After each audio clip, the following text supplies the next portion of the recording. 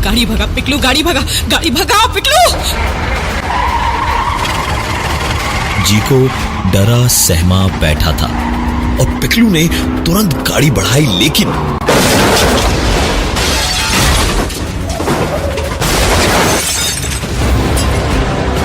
गाड़ी कुछ ही आगे गई थी जब सामने लगे पेड़ों के बीच एक पेड़ से टकरा गई और सामने की विंड स्क्रीन को फोड़ते हुए जीको आगे जाकर गिरा।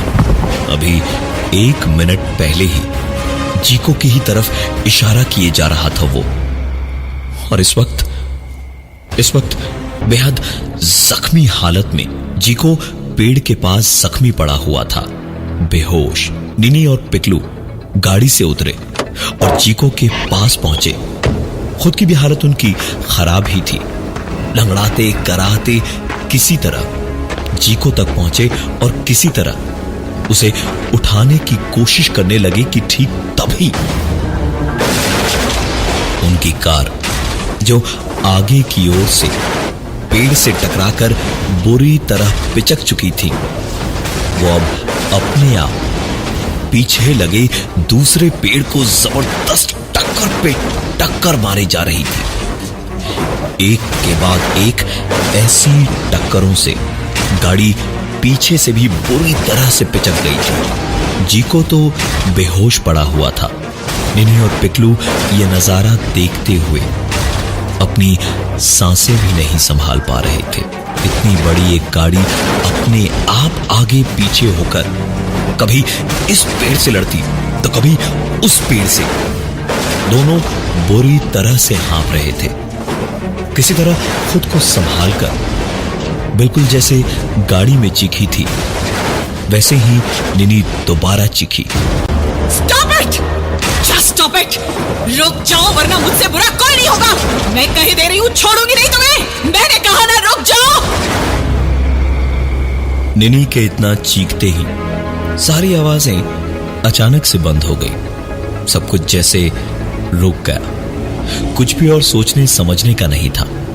निनी ने एक बार उसे गाड़ी में डांटा था तो वो गाड़ी से निकल गया, पीछे पड़ा तो अब दूसरी बार डांटा और फिर से वो दोबारा भाग गया। निनी और पीकू की रगों में जैसे खून नहीं, इस वक्त तेजाब दौड़ रहा था, जैसे पूरे बदन में चोटें लगी थी। खून बह रहा था, जगह जगह से कट छिल गए थे दोनों और सोच ही रहे थे कि अब अगला इशारा वो किसकी ओर करेगा।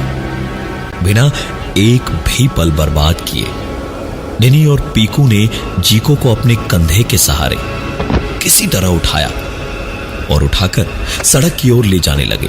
और सड़क पर जाते ही किस्मत से एक छोटी वैन दिखाई दी जो उनके हाथ दिखाने पर रुक भी गई। गाड़ी के रुकते ही जीको को लेकर निनी और पिकलू बिना वक्त बर्बाद किए उसमें चढ़ गए और हाँफते हाँफते बैठे ही थे जब वैन का ड्राइवर थोड़ी भारी और सर्द आवाज में बोला, बेहोश हो गया है, घबराओ मत, बस 2 ही किलोमीटर का रास्ता है, आगे वो कुछ नहीं कर पाएगा, पार कर गए तो कुछ नहीं होगा, वरना मैं भी नहीं बचा पाऊंगा। पिकलू और निनी दोनों हैरान थे। उन्हें कुछ समझ नहीं आ रहा था कि ये सब क्या हो रहा था। पिकलू ने उसी हैरानी भरे चेहरे से पूछा, पर आपको ये सब कैसे पता? इस सवाल का जवाब उस आदमी ने और भी ज्यादा गहरी और जरा गुस्से से भरी आवाज में दिया और कहा, मैं सब जानता हूं उसके बारे में, मुझसे बेहतर और कौन जानेगा उसे। बाप हूं मैं उसका, मेरा बेटा था वो और अब मरा हुआ बेटा है वो।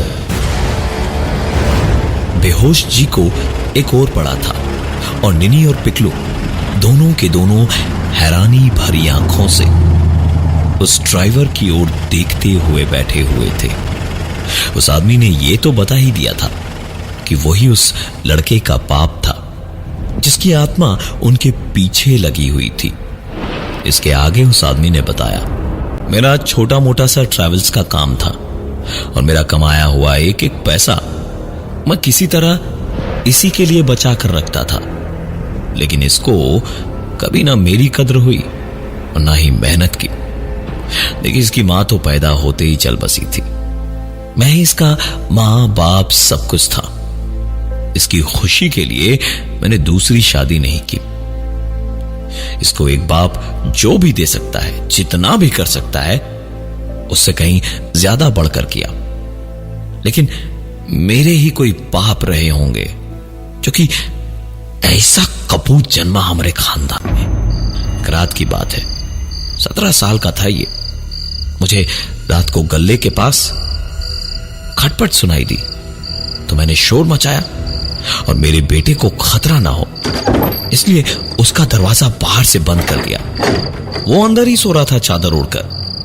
एक आदमी शॉल ओढ़ के भागता हुआ दिखाई दिया। वो बाइक पर भागा, मैं उसके पीछे अपनी सी वैन में था। जैसे जैसे वो दूर जा रहा था, मेरा गुस्सा बढ़ता जा रहा था। मेरे बेटे की कॉलेज और कोचिंग की फीस थी उसमें। मैंने एक एक पैसा बचाकर उसे इंजीनियर बनाने का सपना देखा था। काफी देर तक उसका पीछा करने के बाद मैंने गुस्से में हाईवे खाली देखा तो उसकी बाइक को टक्कर मार दी और वो बाइक वाला गिर गया। काफी बुरी तरह से गिरा था। खून की लकीरें सड़क पर काफी लंबी बनी थी। उससे अपने बेटे के कॉलेज और कोचिंग की फीस के पैसे वापस छीनने गया तो शॉल हटाकर देखा, वो मेरा ही बेटा था। वो मेरा ही बेटा था। अपने कमरे में तकिए को चादर उड़ाकर भागा था। जुए की लत लग गई थी उसे। मेरा सब कुछ एक पल में बर्बाद हो गया, मेरे ही हाथों से। उस आदमी ने अपनी कहानी खत्म की और ठीक उसी वक्त जीको को होश आने लगा। निनी और पिकलू भी काफी खुश हो गए ये देखकर। और उस आदमी ने कहा था ना, 2 किलोमीटर के बाद कुछ नहीं करेगा। रोज ऐसे ही कईयों को बचाता हूं अपने बेटे से। जाइए आगे, आराम से जाइए। कहते हैं ना कि जाको राखे साइयां, मार सके ना कोई। दिन बीतते गए। जीको, पिकलू और निनी के दिमाग में इस रात की यादें मिटी तो नहीं, लेकिन धीमे धीमे धुंधी पड़ गई। एक रात की बात है, तकरीबन 6 महीने के बाद तीनों एक बार फिर रात को पार्टी करके उसी रास्ते से लौट रहे थे जब अचानक उनकी गाड़ी में गेट आउट, निकलो कार से बाहर। ओए सेड गेट आउट। गाड़ी मत रोकना जीको, डोंट स्टॉप द कार, चलाते रहो।